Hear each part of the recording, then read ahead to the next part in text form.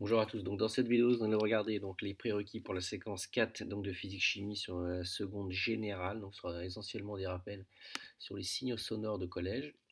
Donc qu'est-ce que vous avez vu? Vous avez vu qu'un signal sonore, c'est une vibration qui se propage dans un milieu matériel. Milieu matériel, c'est-à-dire un milieu où il y a de la matière, donc qu'elle soit solide, liquide ou gaz, et qu'il y a une valeur de la vitesse de propagation dans ce milieu qui est en mètres par seconde. Donc ici, le point m.s.s-1, ça veut dire mètres par seconde, que vous pouvez remplacer, si vous le souhaitez, par donc l'indication mètres par seconde. C'est la même chose que m.s-1.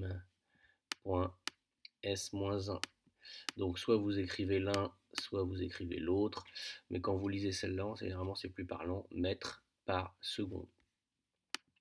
Donc ensuite, on arrive ici donc à un signal sonore est caractérisé par sa fréquence. Donc la fréquence, l'unité c'est en Hertz, donc généralement on la note petit f, donc le symbole Hertz et le symbole H, grand H, petit z. Ça correspond au nombre de vibrations par seconde. Alors plus généralement, une fréquence est un nombre de répétitions par seconde. Donc si vous avez un batteur de cuisine qui dit par exemple, vous le retournez, il y a marqué 250 Hertz, cela signifie qu'en une seconde, il fait 250 tours. Au niveau de la fréquence des signaux sonores, donc vous avez des sons qui sont audibles. Donc plus la fréquence, ici regardez bien sur l'axe, plus la fréquence est faible, plus le son est grave, plus la fréquence est aiguë, plus la fréquence est élevée, pardon, plus le son est aigu. Quand vous êtes au-delà des sons audibles avec des fréquences plus élevées, vous êtes dans des sons qui sont inaudibles, qu'on appelle les ultrasons, qui sont par exemple captés par certains animaux. Et quand vous êtes à une fréquence inférieure, donc à la fréquence audible, vous êtes dans ce qu'on appelle les infrasons. Ensuite, donc pour le petit flash test, donc on vous dit dans l'air, un signal sonore se propage instantanément, se propage avec une vitesse de valeur connue, ne se propage pas. Alors bien sûr, elle se propage. Alors pas instantanément, ça veut dire qu'instantanément, ça veut dire que vous auriez une vitesse de propagation infinie si vous voulez. C'est bien sûr pas possible. Ça se propage ici donc avec une vitesse de valeur connue. Par exemple dans l'air, on verra que ce sera à peu près 340 mètres par seconde. La fréquence d'un signal sonore s'exprime donc en secondes, en mètres par seconde, en hertz, donc la fréquence, c'est bien en hertz.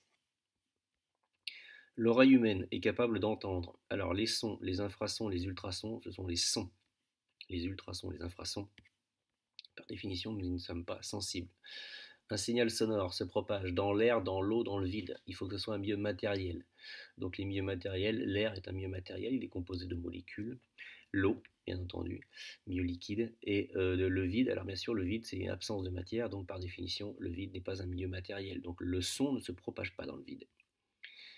Les fréquences de deux sons sont F1 égale 440 Hz et F2 égale 880 Hz.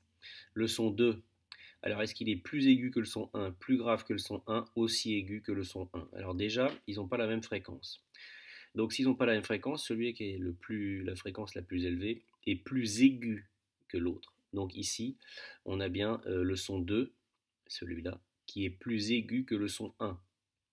Ou alors on peut dire que le son 1 est plus grave que le son 2, mais là ce n'était pas ce qui était demandé. Ce qui était demandé ici, c'était que vu que F2 est supérieur à F1, on dit que le son F2 est plus aigu que le son 1, ici parce que la fréquence est plus élevée que F1. Voilà, donc j'espère que ces petits prérequis vous seront utiles.